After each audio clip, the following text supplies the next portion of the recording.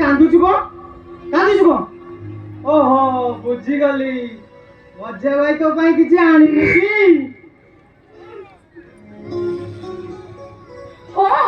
ମଜା ଭାଇ କେତେ ସମୟ ଠିଆ ହବ? ଓହୋ এটা তো ঘর না ওটা চিড়িয়াখানা। 100% করেক্ট বলছো। সপনি প্রধান চিড়িয়াখানা ভিতরକୁ ତମେ ନୂଆ କରି ଆସିଥିବା ଗୋଟେ ବିଦେଶୀ ବଣ କୁକୁଡ଼ା ଆଉ ଏଠିକା ଜଳବାୟୁର ମଣିଷ ସେ ମରିଯିବା ଅପେକ୍ଷା ଫେରିଯିବା ତମ ପାଇଁ ଉଚିତ ହେବ।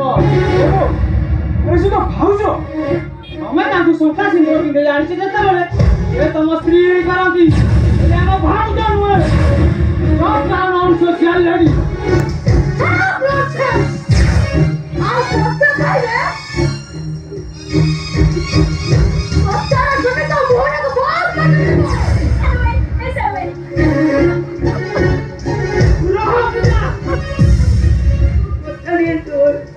ଜୋତାଟାକୁ ଚୁପଚାପ ତଳେ ରଖିଦିଅ କହୁଛି ଭାଉଜ।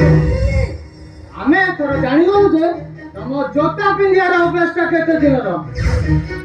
ଏକଥା କାହିଁକି ଭୁଲି ଯାଉଛ ମ୍ୟାଡମ? ଜୋତାଟା ସୁନାରେ ତିଆରି ହେଲେ ବି ସେଇଟା ପାଦରେ ପିନ୍ଧା ଯାଏ, ହାତରେ ଧରାଯାଏ ନାହିଁ। ଚୁପ ଚୁପ କର, ମତେ ଚୁପ କରିବା ଆଗରୁ ତମ ସ୍ତ୍ରୀକୁ ଚୁପ କରିବାକୁ ଚେଷ୍ଟା କର, ନହେଲେ ନହେଲେ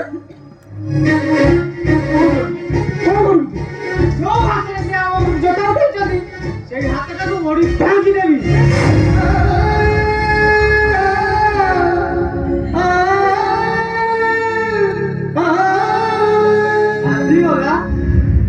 ବାଧିଗଲା ନା ତମକୁ?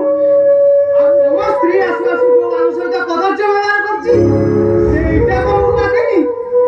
ହଁ ବାଧିବ କେମିତି? ସେ ପରା ତମ ସ୍ତ୍ରୀ। ସାରା ଜୀବନ ସାଥୀ ହେଇ ରହିବାର ନିଷ୍ପତ୍ତି ନେଇଛ ଯେତେବେଳେ ଆଜି ସେ ନିଜର ଆଉ ଆମେ ପର। ବୁଝିଲି ନା ପୂଜା? ଆମେ ପର। ମଝିଆ ଭାଇ ମତେ ମାଡ଼ ମାରିଲା ପୂଜା। ସେ ତାଙ୍କ ଆଧୁନିକ ସ୍ତ୍ରୀକି ବୁଝାଇଦେଲେ ଏ ଘର ପରିବାର ସହିତ ତାଙ୍କ ସମ୍ପର୍କଟା କେତେ ନିଜର ଆଉ ଆମ ଭାଇ ଭଉଣୀ